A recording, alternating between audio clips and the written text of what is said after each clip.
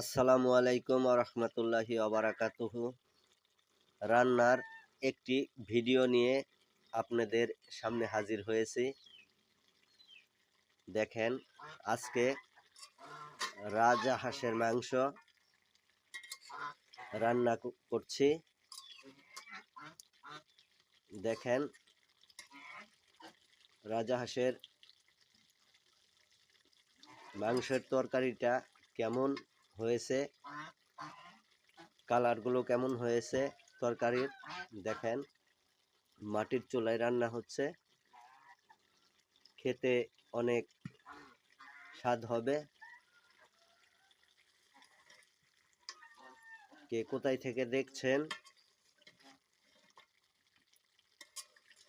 এইভাবে রাজহাঁসের মাংস রান্না করে আপনারাও নিজে খাবেন,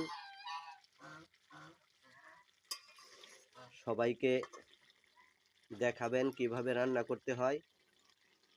কারণ রাজহাঁসের মাংসটা অনেক শক্ত হয়, এর জন্য বেশি সময় রান্না করতে হয়, কারণ না হলে সিদ্ধ কম হয়।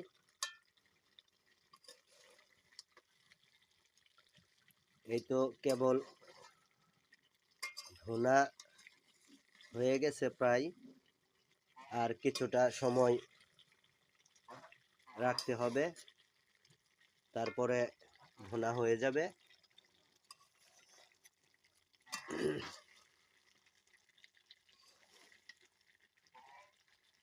যে যেখান থেকে দেখছেন, দেশে এবং দেশের বাহিরে যে যেখান থেকে দেখছেন, রান্নাটা কেমন হয়েছে কমেন্টে জানাবেন। ভালো ভালো ভিডিও দিতে সহযোগিতা করবেন, লাইক শেয়ার করবেন বেশি বেশি, কারণ আপনাদের ভালোবাসা পেলে অনেক দূর এগিয়ে যাওয়া সম্ভব। আপনারা অনেক লাইক শেয়ার করছেন, সাপোর্ট দিছেন, তার জন্য আমি এত দূর এগিয়ে যেতে পেরেছি।